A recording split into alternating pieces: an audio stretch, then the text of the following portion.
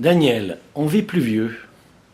Grâce à l'amélioration des conditions de travail, la réduction du temps de travail, la réduction aussi de la pénibilité au travail, grâce au progrès de la médecine. Mais plus vieux, c'est vrai qu'on s'affaiblit et parfois on perd son autonomie. On devient dépendant de ses proches, dépendant des conditions de soins, etc. Cette perte d'autonomie, visiblement, est un défi pour les années à venir. Qu'en penses-tu, toi ? En effet, c'est un défi dans la mesure où on assiste à un vieillissement de la population qui est indéniable. D'ailleurs, l'INSEE, dans ses éléments statistiques, affiche une espérance de vie en hausse pouvant aller jusqu'à 93 ans pour les femmes et 90 ans pour les hommes d'ici 2040. Dans le même temps, le nombre de personnes âgées de plus de 65 ans, on est 13 100 000 aujourd'hui, on passerait donc à 19 millions d'ici 2040, soit 26% de la population.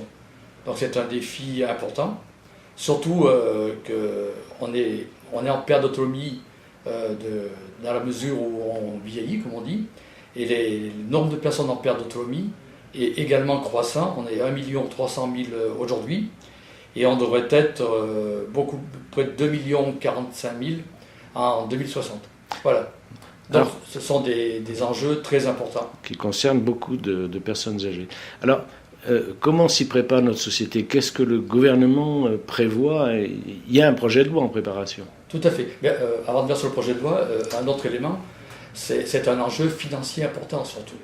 Car aujourd'hui, les dépenses publiques pour couvrir la perte d'autonomie sont de 30 milliards d'euros, c'est quand même pas rien, auquel il faudrait rajouter 10 milliards d'euros de reste à charge des familles. Alors donc, face à ces enjeux, le gouvernement donc, a décidé d'engager une nouvelle loi, alors, 3 ans après la dernière, qui était la loi qu'on appelle ASV, Adaptation de la société au vieillissement, qui a été votée le 28 décembre 2015.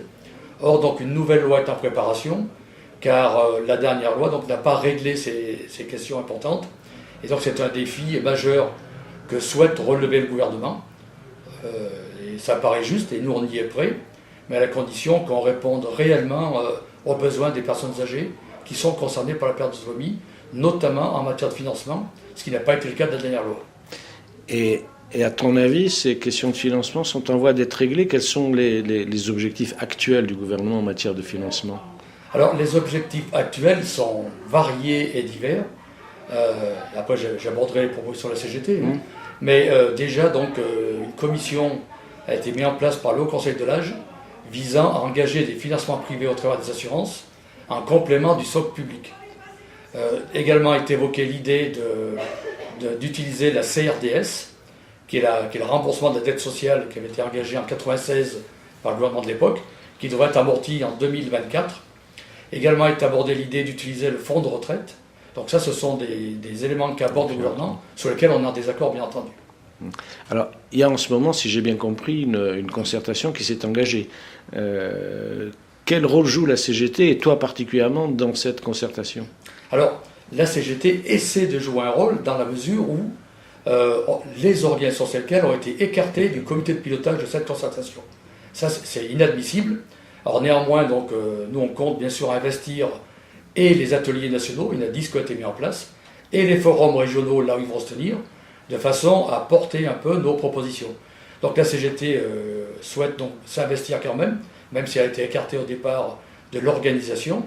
Et nous, on souhaite surtout être force de proposition par rapport à ces enjeux et ce défi qui nous attend dans les décennies à venir. Alors précisément, quelles sont ces propositions de la CGT que vous allez porter dans ces différentes séances de concertation ? Alors, les propositions, elles sont de 5 ou 6 niveaux. Alors déjà sur le financement que j'ai abordé tout à l'heure, pour nous, donc, il est hors de question d'accepter des financements privés, y compris, comme je l'ai dit, que la CRDS ou les fonds de retraite soient utilisés pour la perte d'autonomie, ce n'est pas leur objectif premier. Et nous, on porte une grosse revendication qui est de couvrir le droit à l'autonomie par la sécurité sociale, dans le sens où la bâtie croisant en 1945, c'est-à-dire donc qu'on intégrerait un nouveau droit à l'autonomie dans la branche maladie de la Sécu, ce qui permettrait donc d'universaliser ce droit à l'ensemble des citoyens, quels que soient leurs moyens, Donc ça, c'est la proposition la plus importante qu'on met en avant. La deuxième, elle concerne les établissements d'accueil, qu'on appelle EHPAD publics. Il faut savoir que le CREDOC, qui est un organisme scientifique, a estimé à 542 000 places supplémentaires nécessaires d'ici 2040. Or, si on ne construit pas des EHPAD, il est évident que les gens vont mourir malheureusement chez eux dans des conditions abominables. Donc il faut que cette partie établissement d'accueil soit intégrée dans la loi, ce qui n'avait pas été le cas dans la loi SV de 2015. A priori, ça prend le chemin pour que ce soit intégré. La troisième question, elle concerne ce qu'on appelle la suppression de la barrière d'âge. Je m'explique. Aujourd'hui, quand on est handicapé, on a une prestation compensation handicap qui couvre relativement bien les besoins. Mais quand on est en perte d'autonomie, après 60 ans, le niveau de prestation n'est plus le même. Il y a 6 milliards d'euros de différentiel par an. Donc nous, on demande à ce que, quand on est en perte d'autonomie, on ait le même niveau de prestation que le handicap. C'est ce qu'on appelle suppression de barrière d'âge.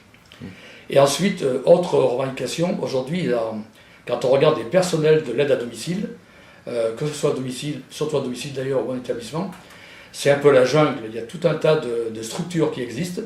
Et nous, on propose de fédérer l'ensemble de ces structures sous l'égide d'un même statut. C'est ce qu'on appelle donc un grand service public de l'aide à l'autonomie, qui permettrait donc d'unifier le statut des personnels et avec de meilleures conditions de rémunération, de qualification, et ce qui éviterait qu'on ait du mal à trouver des personnels aujourd'hui pour embaucher, parce qu'il faut embaucher pour remédier à ce besoin. Et la dernière chose, on estime qu'il nous faudrait 200 000 emplois supplémentaires dans les EHPAD, sachant que le gouvernement récemment a supprimé 78 000 emplois aidés, et ça pèse dramatiquement dans la gestion des EHPAD, y compris ça peut amener des actes de maltraitance malgré que les personnels essaient de faire au mieux. Donc ces 200 000 emplois, c'est ce qui explique qu'on demande un ratio de 1 soignant par résident. Et on est à 0,63 aujourd'hui. Alors là, le gouvernement donc, estime qu'on pourrait aller à 0,80 d'ici 2024. C'est un premier pas qu'on estime intéressant. Il faudrait aller beaucoup plus loin, à 1 pour 1. Ça veut dire donc 200 000 embauches. Ce qui correspondait en partie aux revendications des personnels des EHPAD, particulièrement en ce moment d'ailleurs. Tout à fait. D'ailleurs, par cette proposition, on relaie bien entendu une des revendications des personnels des EHPAD. Et en parenthèse, je profite de l'occasion pour dire que les avancées qu'on constate aujourd'hui sont en grande partie dues à la mobilisation des personnels des EHPAD. Il y a le 15 mars 2018, 30 janvier 2018, et qu'on a relayé au niveau des retraités avec le groupe des 9. Et la convergence des mobilisations personnelles des EHPAD retraités oblige le gouvernement à mieux prendre en compte ces questions-là. Merci Daniel.